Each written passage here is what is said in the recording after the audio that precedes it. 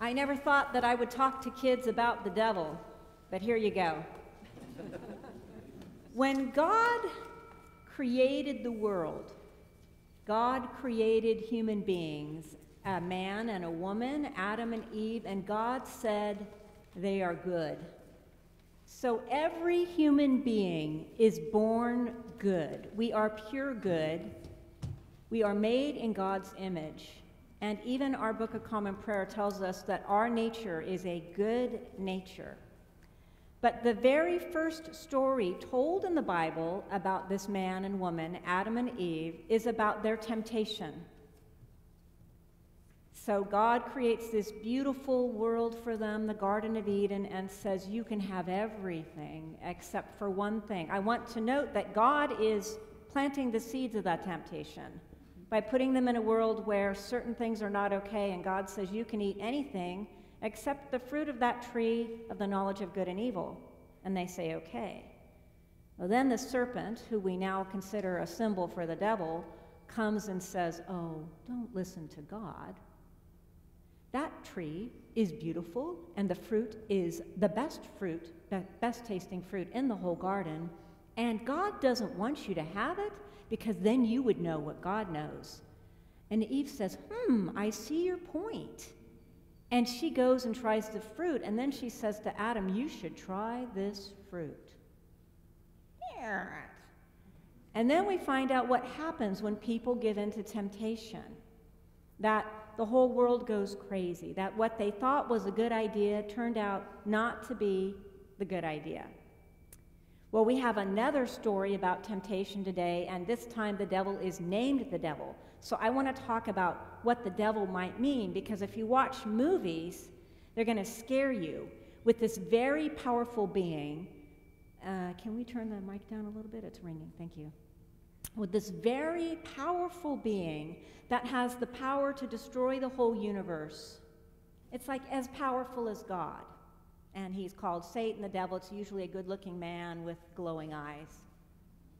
And there are lots of demons flying around. But actually, that's not how the devil is presented. It is a voice speaking to Jesus, looking at his particular nature and his particular gifts, because he has divine powers, and says, let's use those divine powers, but use them for me instead of the way God wishes you to use them. So first he says to Jesus, you're starving. Here, have some bread. But for whatever reason, Jesus had been told or had believed that he should not eat for 40 days. He had fasted, no food, 40 days, very hungry. And so the devil looked at the one thing that he thought Jesus really would need the most. And Jesus says, no. He pushed against it. Man does not live by bread alone. And then the devil gets very crafty, quotes the Bible to him, because that's how the devil works, sliding in a way that looks good but turns out not to be good, and says, I have the power over all the countries in the world, and sure, you have your nice little country, but now you want more. Let's go into that other country and all the other countries and grab all the power. But Jesus says no. Oh, and he says, but if you want to do that, you need to make a deal with me, the devil. And Jesus says, no, I'm not going to grab all the countries in the world. That's not the kind of power that God wants me to wield, and I worship only God alone. Well, now the devil's getting desperate because he's tried what he thought Jesus, what every human being wants, which is to take over all the countries of the world. And he says, well, I hear that you might be able to defy death itself, so throw yourself off this high building and make God rescue you. And Jesus says, no, we don't test God. So every time the devil tries to tempt Jesus, he pushes against it, just pushes against it. There's a famous saint called Ignatius of Loyola. He started the Jesuit priests, the Catholic priests are called Jesuits. And he talks about agere contra, fight against, push against whatever is tempting you, whatever is keeping you from God. Now, most of us don't have godlike powers like Jesus, but we get tempted too. It's just in more ordinary ways. So think of this one. This is my favorite toy from the pediatrician's office. I played it with it more than the kids did in the pediatrician's office when I took my daughter to the doctor. Remember these activity centers? They are so much fun.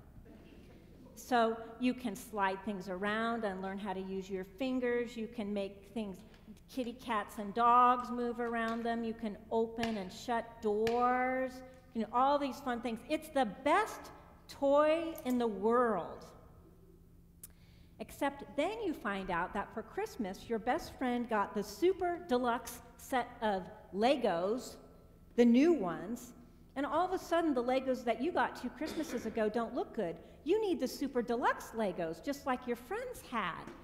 And it's no fun playing with yours, because when you go over to their house, you can build bigger towers, and you can build the Golden Gate Bridge, and it's just so special. And all of a sudden, this is a stupid toy that you don't want to play anymore with, and you have to have super Legos right now. So your parents get tired of hearing you, and they go get you super Legos. But then some kid comes to show and tell at school, and he has the self-driving, all-electric powered truck. So he brings the electric truck that drives by itself. You don't need to pay attention. You just go, woo, look at that electric truck. And you say, wow, I need to have that self-powered, all-electric truck. And now this is a stupid toy, and that's a stupid toy, because this is the only toy I want. That's how it works. It's temptation. And once you get the red truck, they say this truck comes in 6 other colors. And you need that too. So we call that greed. That feeling inside of you that when you've got something good, you're going to need more of that, or whatever somebody else has that you don't have yet. You have to have more and more and more. It's greed. Greed. Now, I want to talk about jealousy, because a lot of people don't think that jealousy can happen in kids' lives, but it does, just like it happens for grown-ups. So jealousy is when you think you have a nice relationship with somebody, a friendship, and then that friend starts being really nice to somebody else, and you're afraid that you're going to lose your friend. So you have this friend, Michael, and Michael starts playing with Gary instead of playing with you on Saturdays, and you're afraid you're going to lose it, so you get jealous of that relationship, and you're tempted to be mad at them and to do something bad to them because you find out that they're having a birthday party and you are not invited. Jealousy. How could you push against jealousy? What could you do instead of getting mad at your friend and being mean? Anyone? Yeah. You could be loving. You could say, well, that's great that he has a new friend and I should be happy for him, and I can invite them over to my house to play next Saturday. I'll invite them both over. Maybe it's a new friend. You can be glad for the new friend that he has a friend, right? You can push against it. Okay. Now, envy. Envy is different from jealousy. Envy is when somebody has something that you don't have and you're unhappy about their happiness. Have you ever seen that? Like when you're happy and somebody's mad that you're happy because you won the spelling bee and they're mad that they didn't, right? Or you got something that they didn't and they're unhappy. Okay.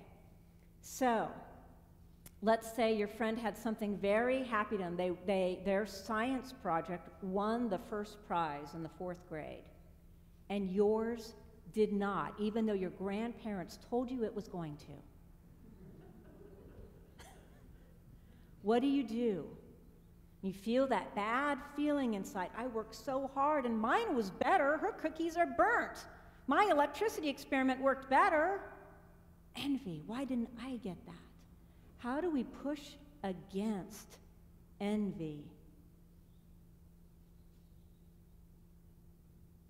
No ideas. Does everybody know what envy is? Do you remember that feeling? They have something. They got to go to the cool summer camp, and I didn't get to go. I had to do chores all summer. They had the best science teacher. I didn't get the good science teacher. I got the lousy science teacher. Sorry, science teachers. I did. I always got the lousy science teachers. And I'm envious. How can you push against envy? No ideas. 8 a.m. had lots of ideas. You can be happy, thank you, Jeff. You can be happy for whatever it is. For your friend who won the science project award, you can say, way to go, great experiment at the science fair. Any other ideas? Yeah, Jeff. Oh, it's all the Jeffs. I can think through all the good things that you've been blessed with. The things you have in your life. You have piano lessons in your life. You have really nice parents who are still married, maybe. You're healthy, and your friend's family has COVID. There are all sorts of things to be happy about in your life when you're feeling unhappy about what you don't have. So what we can do when we're tempted, and we're always going to be tempted, always, always, and somehow that negative force in the world that wants us to not be good people will keep coming at us with the things that are most tempting to us. So it's going to happen, and it's dialed in for each of us. There's a special temptation for each of us. So when it comes at us, we have to practice pushing it away. Now, a lot of people think that it's not a good idea to give up something for Lent, like give up chocolate or give up TV or whatever. But I think I can see why churches do that. The advantage of giving up something for Lent is that you are practicing pushing against temptation. So you decide to give up chocolate. Let's just pick that popular one. And your friend finds out and brings brownies to school to taunt you. Let's see how religious you are. Let's see how good you are. This is an exercise in practicing fighting temptation, pushing against it. Say, no, I have decided for these few weeks, I don't want chocolate. I'm going to practice not having chocolate. Now, chocolate's not the real issue. The real issue is that you feel jealous about your friends at school.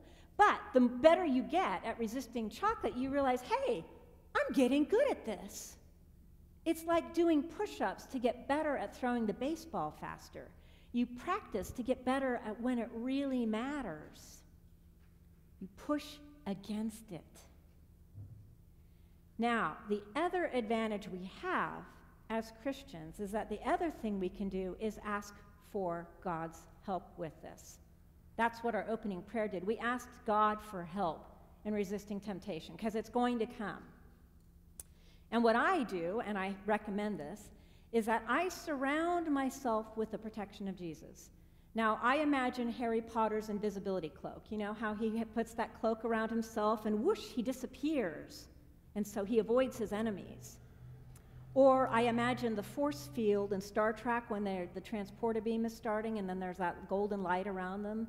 So I imagine this golden light around me protecting me from evil that is coming at me or evil that I am generating inside of me and is going out of me. Either one. I don't want to be the source of temptation. I don't want temptation to overtake me. So you cover yourself with this golden force field, which is Jesus. It's just his healing protection. Then we have the other trump card in our religion, which is that when temptation succeeds, when we are not able to resist that we bought the truck in 6 colors because it was on sale, so it was a good deal, when we do that anyway, we have Jesus to turn to. And we're reminded in this season of Lent that we can ask God for forgiveness. I did it again. I said that mean thing to my friend again. I was mean to my little sister again. And we can just say, I'm sorry, God. I did it again, and I didn't mean to do it again. And we are absolutely sure that God forgives us, that God knows this is going to happen, and so sent Jesus to remind us that all God wants us to do is to turn and pay attention to God and ask for God's help and know that Jesus will save us from any trouble we get in. Amen.